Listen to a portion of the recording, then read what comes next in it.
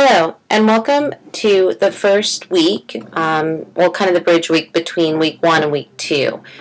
We are currently we're transitioning into week 2, as last week was the start of our class. And I know that most of you have posted in the Introduce Yourself area, which was good. It was kind of nice to see everyone's observations and what they saw as their most important areas as far as developing skills in the writing or in the literature course. I look forward also to kind of seeing how you develop your concepts in each of the weeks. So at this point, all of you have completed week 1 for the most part. Now remember, for each of the postings, you will need to do an initial post, which should be anywhere from 2 to 4 paragraphs, and it should have a main idea that somehow maybe picks up on ideas from the discussion, which could be, if you were in the first week, if you were doing an attack upon romanticism and romantic writers, then you'd want to pick that up in the readings and use that as a main idea, and then, of course, some evidence analysis of those ideas. And then, so the initial post should be about 2 to 4 paragraphs, and then you would have your response. So you would select one of your peers and you would respond back to it. And that'll probably be a fair bit shorter. Maybe, a paragraph, maybe 2 paragraphs. Now, to achieve a full 100% on your discussion postings, to get the 100 points, you have to do both. You can get up to 50 points for your initial response, and then up to 50 points for your response to your peer. So that's kind of how it's broken down. Now, I do know that there were some issues with the readings. I think that the titles have shifted a bit with the additions, and so I want you to go ahead and do the readings as the pagination says. I know that I believe it was under realism. It was instead of the art of realism, it was, of course, novel writing. And then we also, instead of the art of realism, it was the art of fiction. And then there were some issues too with the others. So please let me know if you have any issues finding those. But under assignments, you'll see your weeks too. If you go ahead and select week 1, you will also see that it'll pull up a short little recap of what you need to do. And there's also a little overview here about getting the most out of reading. There'll be a little, of course, some other areas that you can click to under each of the weeks. So that's a great resource to use to kind of get yourself more comfortable for each of the weeks. So if you select assignments, you can then go ahead into each of the weeks. Like week 2, which we're in right now.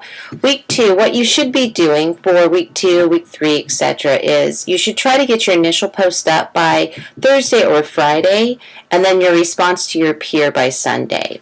I would like to be able to grade and evaluate everyone's postings on that Monday of the next week. So for week 2, if everything is done by next Monday, it'll be perfect.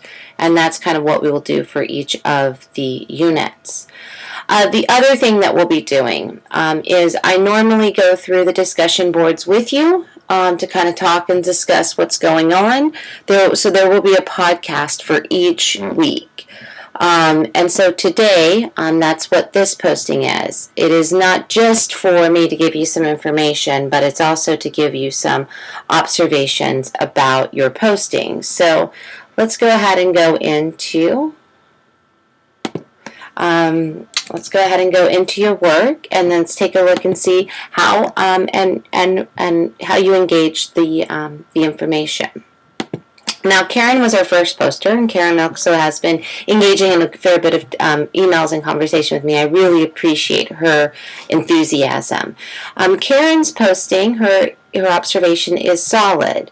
I like that you mentioned specifically evidence from what you like about the stories, but that also that you were starting to think about the time period, local color realism, thinking about the notions of experiencing something in real time. And that is a good element. Now, Mary responded back well with some information about completely lost, and this kind of tension. And that's okay to have that fair bit of tension when it comes to literature. I also like that Candace responded back. and so did Deborah. And I think that these are kind of the ways that you want to think about each of your postings. You have your initial response, and then of course you have your engagement with your peers. Because in a literature class, what we'd be doing is we'd be engaging back and forth. And since we don't really have that because we're online, this is the way that we're going to have those conversations. Now, Dennis does post in about Chickamauga, about this notion of the Civil War battle, about this time period, this rural setting, and that it is dark. Now, Chickamauga by Ambrose Bierce was written in an effort to both criticize but also to illuminate some of the tensions with the war. Now, you will see and also in some of the other areas, as far as like Howells and Harris and some of the other realistic authors and a little more naturalistic, that there's some tension between the sense of pessimism and the sense of futility with life. And I like that that is picked up in Dennis's observations, this notion that there's a determinism that comes with being alive and that becomes with being a part of this world that isn't positive always. And I do think that the responses back to Dennis were spot on. I see that there's some tension between really enjoying Chickamauga but at the same time being disturbed by it. And that is one of the beauty parts about literature, is that there is a sense of you might not agree with the subject matter, but you love the way that it's told.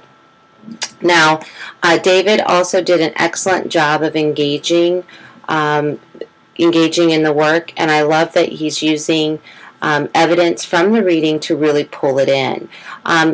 The observations about Edith Wharton's Roman fever is key, and I love that you mentioned that it's highlighting this anti-romantic kind of gut reaction that is kind of being part and parcel of this time period. That there was a sense of kind of, let's shine a mirror up to this this romantic, this kind of pervasively rotten way of looking at the world and show the truth.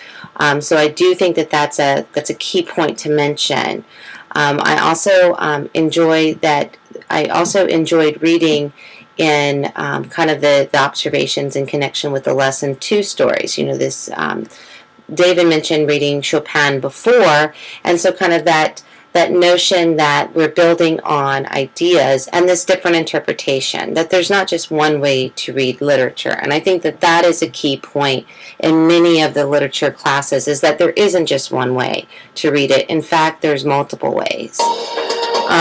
Now, Mary mentions in her posting this notion of kind of feeling and hearing and seeing, particularly in regards to local color realism. Joel Chandler Harris really does use this sense of phonetics, this sense of dialect to really capture the time period, and it does have some tension in it, in that it is hard.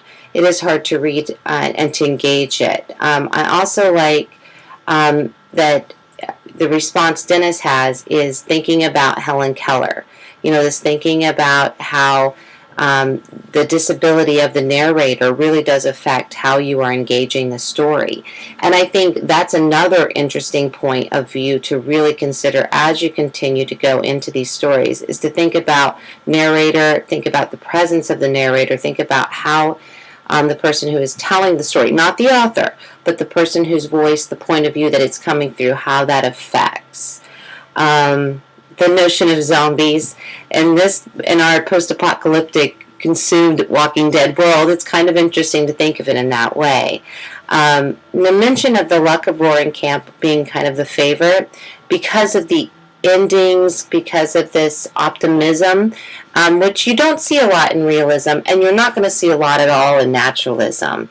It is going to be a little more tense. And I really like that Brittany does mention that from her personal point of view, she enjoys a more optimistic story, which we often do. When we read, we don't often want to be shown the harsh realities of the world. Now, I will say that doesn't mean just because we don't like something, we don't enjoy it.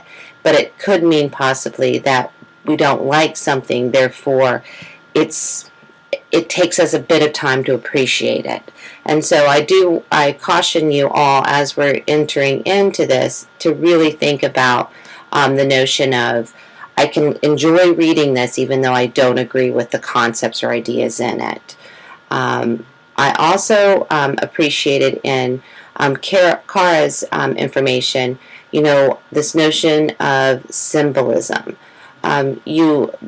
Many people do enjoy stories that deal with people, and that the notion of symbolism can be kind of problematic because symbols can stand for many things depending on what cultures are using these symbols. And I do think that does add a specific level of information and tension when we are reading. So I appreciate that was one of the indicators of enjoying these texts, was in relation to the realism, the quality of the photographic element.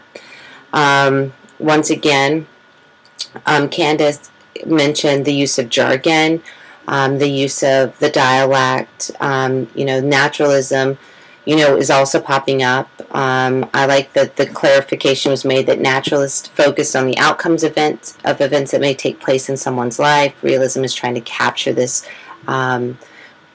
slice of life. So these are some good points.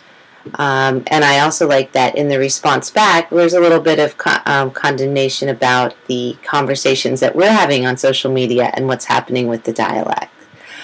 Randolph in the posting in relation to week 2 mentions that the Wonderful Tar Baby story and how Mr. Rabbit was too sharp for Mr. Fox were 2 stories that were unlike anything he'd read. And I'm assuming because they were grammatically and dialectically challenging, but also because they were an allegory. They were telling a story through anthropomorphism, using animals to kind of capture and to relate a story. So it was kind of like a folk tale. And by the way, Randolph did an excellent job on his posting. You can really see the quotes, you can see the evidence, you can see the analysis, and that is a key element to really doing well in the classes. Now, not just think about, well, I like this story, I don't like this story, but to really think about, well, what part of this story did I enjoy, and how did I enjoy it? I also thought Stevens posting about the notion of realism, this idea of local color, although I'm not sure which story, the coconut tree that you're talking about. So this one, I would say, I enjoy that you're using the notion of realism in American literature, but I'm not quite sure why we're talking about this story. So I would probably recommend that you might want to go ahead and redo this posting because it doesn't refer to our readings. And one of the main reasons that we do the postings is so that we have a chance to discuss the literature as we are all reading it. Kathy mentioned a lot of information about William House, and kind of thinking about specifically about what we're reading nowadays, which is when she mentions, while I've never physically experienced the chilling written imagery of a Stephen King novel or the wildly popular Vampire Chronicles, my imagination can most certainly allow me to get lost in their vast worlds. And that House is a little bit arrogant and judgmental. And so I think that that's a good point to make, is that there is a sense of critique that comes across in House, and you will see it in others as we read forward, that is a little bit distancing and judgmental when it comes to engaging in the literary analysis. Now, Tammy pulls forward many of the ideas that we built on, but the writings of Hal were a bit dry and hard to read. And just like before, many of you mentioned he's a little bit pompous, it's true. And I do see that there's a lot of back and forth in this area, which is good. And remember, as I mentioned, the discussion board should be where we have these conversations, where we talk about this being a good idea, and those ideas being clever, and this and those concepts. Now, Derek, I really appreciated the idea, kind of putting himself in this. I thought you can think about these stories all day and relate them in so many real human relate them to so many real human problems. And I think that that is the other value of literature, is that it does teach a sense of humanity and a sense of perspective. By looking into another individual's experience or another perspective, we really do become more enlightened and more comfortable. And I really appreciated that kind of positioning when it comes to our writing. I'm going to flip to Melissa, and we'll kind of flip-flop back and forth. Melissa posted her observations, which are a good basic start, but I would say that we need to have a bit more development in these areas. Like, why was William D. Howell's Henry James Jr. hard to understand? What part of the text, maybe a use of a quote or something that would give us that observation, could capture that confusion so that then we can unpack it. And I think that's the other point when it comes to these discussion boards, is use them for exploration. Deborah, in the same way, why was the Wonderful Tar Baby story and How Mr. Rabbit Was Too Sharp for Mr. Fox, why were they difficult? What parts of these stories were difficult? And in many ways, you could ask your peers and myself for a little more clarification and observations on it. Much like Elijah in the posting kind of gave some, a rejection of romantic, heroic, exaggerated, idealistic, which was good, but a little more evidence, a little more analysis, a little more questioning and inquiry will help to make these postings a lot stronger and a lot more developed. And I think that's going to be a lesson that you're all going to take with you for our next week's discussion posting. In fact, I'm going to flip over because many of the postings that we've done have been, we've kind of covered a lot of the high notes when it comes to realism, when it comes to naturalism. I'm going to go ahead and just flip here, and we'll kind of talk a little bit kind of through the ideas as we are kind of going through them. Now, April did mention the rabbit finds himself in sticky situation. It was difficult reading this version of this folktale. Why was it difficult? A little more exploration. Although I think, April, you did a good job of hitting all these points. Remember, you don't have to say what everything does, but you do need to say, pick one or two, and like I said, do 2 to 4 paragraphs. Anna did a great job of really thinking about how the time period and the author connected with the readings. And I think that this was an excellent paragraph about this notion of what does the story say and how do you connect it back to it. Corey did a good job of really thinking about Chickamauga and this picture, this study, and this notion of exploration and engagement. I also really enjoyed that Kate Chopin's story, this notion of sexuality and temptation, was explored. And of course, Anna mentioned a little bit about the storm in a prior reading that she did. Monique, you did a fantastic job of really engaging how you could tell what you think about these stories and use evidence. So I appreciate that. Yananda, I would like to see a little bit more development in here, but I do think your observations are spot on.